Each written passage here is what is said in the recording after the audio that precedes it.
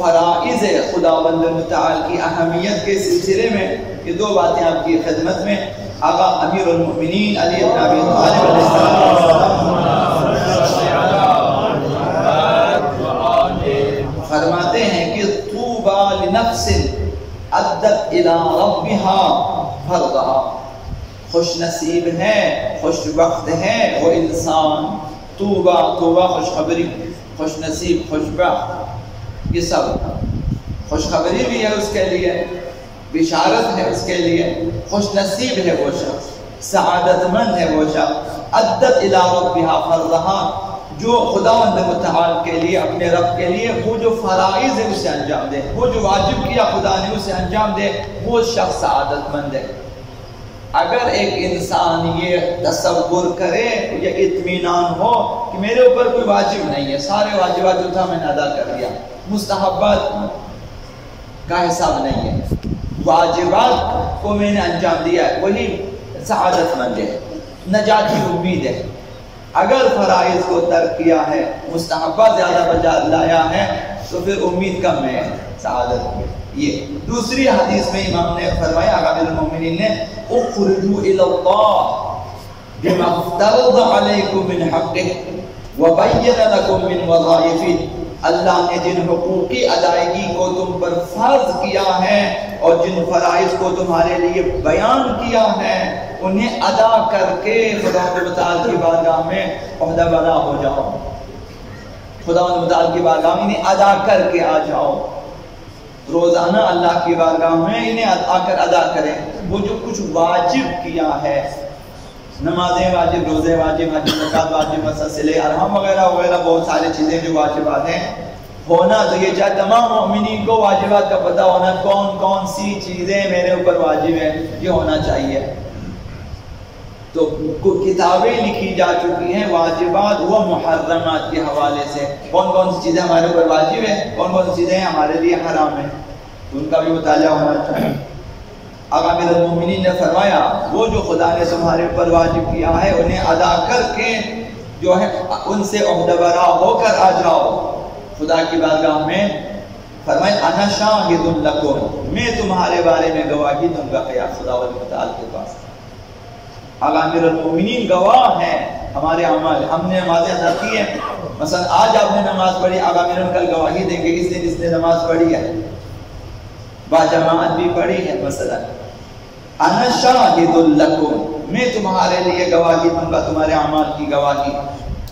وحجیج یوم القیامت عنکم، اور قیامت کے بارے میں، قیامت میں تمہاری طرف سے وکیل بن کر خدا کے سامنے حجت پیش کروں گا۔ بہت بڑی خوشخبری ہے کہ اگر ہم اپنی واجبات کو انجام دیں، عوامل میں وکیل بن جائیں گے۔ حجیج، میں تمہاری طرف سے حجت پیش کروں گا، وکیل بن کر خدا کے سامنے تمہاری طرف سے حجت پیش کروں گا قیامت کے دن۔ وحجیج یوم القیامت عنکم، تو لہٰذا اگر ہم نے واجبات میں سستی کی تو عوامل مومنین پھر کس چیز کی گواہی دیں، پھر وکیل بن کر کیا بیان کریں؟ اگر ایک شخص عدالت میں جائیں اور ایسا کیس لے کر جائیں کہ جس میں کوئی جان ہی نہ ہو، تو وکیل بیچارہ کیا کرے؟ اور یہاں پہ کیس، چلو یہاں دنیا میں تو لے دے کے کچھ کریں، وہاں تو یہ سلسلہ نہیں ہے، وہاں اگر ہم نے کچھ کیا ہے اہل بیت اطہار ہماری سفارش کریں گے، پیش کریں گے۔ آخری حدیث یہ ہے کہ نہج البلاغہ میں آقا امیر المومنین علی بن ابی طالب علیہ السلام نے فرمایا، اپنی وصیتوں میں ان اللہ افترض علیکم فرائض، خداوند متعال نے بعض چیزیں تمہارے اوپر فرض کی ہیں، فلا تضیعوها، انہیں ضائع نہ کرنا، واجبات کو ضائع نہ کرنا، خمس و زکوٰۃ ہیں جو بھی ہیں، واجبات، صلہ ارحام جو بھی ہیں، انہیں ضائع نہ کرنا۔ وحد لکم حدودا فلا تعتدوها، کچھ حدود بیان کیے ہیں خداوند متعال نے، فرمایا کہ ان سے تجاوز نہ کرنا، حرام ناجائز یہ چیزیں حدود ہیں،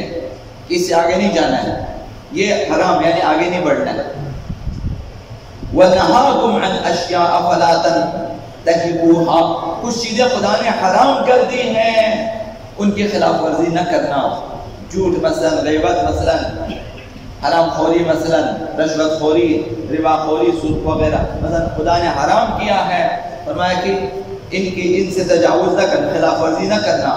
وَسَكَتَ لَكُمْ عَنْ أَشْيَاءَ لَمْ يَدَعْهَا نِسْيَانًا، خدا متعالی نے بعض چیزیں بیان نہیں کی ہیں تمہارے لیے، اور یہ بھول کر خدا متعالی نے ایسا نہیں کیا کہ خدا نے فراموش کیا، بیان نہیں کیا، نہ ایسا نہیں ہے، بیان نہیں کیا، خدا کی مشیت نہ تھی کہ تمہیں بیان کرے۔ بہت ساری چیزیں ہمیں نہیں معلوم، ہم کب تک زندہ ہیں ہمیں نہیں معلوم، ہمارے کتنے بچے آگے وہ نہیں معلوم، کسی کو کچھ نہیں معلوم، کس سرزمین پہ مریں گے نہیں معلوم، ہمیں کچھ نہیں پتا، بہت ساری چیزیں نہیں معلوم ہے۔ فرمایا کہ بعض چیزیں خدا متعالی نے بیان نہیں کی ہے، خدا متعالی نے خاموشی اختیار کی ہے، حکم بیان نہیں کیا۔ فلا تتکلفوها، انہیں جاننے کی کوشش نہ کرنا۔ جن چیزوں کو ابھی جائیں کب شناسی کے بعد جائیں، طالب علمی کے بعد جائیں، نجومی کے بعد میری عمر کتنی ہے، میرے لکیروں میں کیا لکھا، کتنے بچے لکھا، کتنے تنخواہیں لکھے، میں کب تک زندہ ہوں، یہ ساری چیز جاننے کی ضرورت، اسی لیے شریعت نے حرام قرار دیا ہے کہ ہتھیلی پڑھنے والوں کے پاس نہ جائیں، حرام ہے، طالبین افراد کے پاس نہ جائیں، حرام ہے، کہ آپ کا استار دیکھے گا آسمانوں میں، خود کو اپنا ستارہ نہیں معلوم ہو، آپ 1000 روپے کے لیے بیٹھا ہوا ہے تاکہ وہ آپ سے لے لیں، اگر وہ ہے کر کے دکھائیں، وہ اپنا ستارہ ٹھیک نہیں کر سکتا ہے، آپ کا ستارہ کہاں سے ٹھیک کرے گا؟ حرام ہے۔ بیمارنامہ دیکھنے نہ چاہیں، حرام ہے، شریعت میں جائز نہیں ہے کہ بھئی میرا بچہ بیمار ہے دیکھو آپ، بھئی وہ طالب علم کیا کرے گا، وہ 2 × 2 = 4 والا حساب ہے، ابجد کا حساب لگا کے تقسیم کر کے آپ کو بتا دیتا ہے۔ رحم مالک کے پاس نہ جائیں، حرام ہے یہ چیزیں، اور جو غیبو افراد ہیں ان کے پاس نہ جائیں غیب جاننے کے لیے، حرام ہے، حرام شرعی ہے، اور گناہان کبیرہ میں سے بھی ہے۔ تو آقا امیر المومنین نے فرمایا کہ بعض چیزیں خدا نے بیان نہیں کی ہیں، انہیں جاننے کی کوشش نہ کریں۔ یا ایوہ خداوند متعالی نے فرمایا کہ یا ایوہ الذین آمنوا، خداوند متعالی نے سورہ مائدہ میں فرمایا کہ یا ایوہ الذین آمنوا لا تسألوا عن اشیاء ان تبد لکم تسؤکم، پیغمبر اسلام کو حکم و خدا متعالی کی طرف ان سے کہو کہ ایسی چیزوں کے بارے میں سوال نہ کریں، اگر ان سے پردہ اٹھا لیا جائے تو تم رسوا ہو جاؤ گے، اگر ان سے پردہ اٹھا لیا جائے تمہیں پھر اچھا نہیں لگے گا۔ اگر بتا دیا جائے کسی بندے کو کہ تم کل ایکسیڈنٹ میں مرنے والے ہو، نہیں پتا، تبھی تو سب سفر میں جاتے ہیں، کوئی خطرہ نہیں، کوئی نہیں پتا کیا دیکھو، یہ آقا نے فرمایا کہ واجبات تمہارے اوپر فرض کیے ہیں، انہیں ضائع نہ کریں۔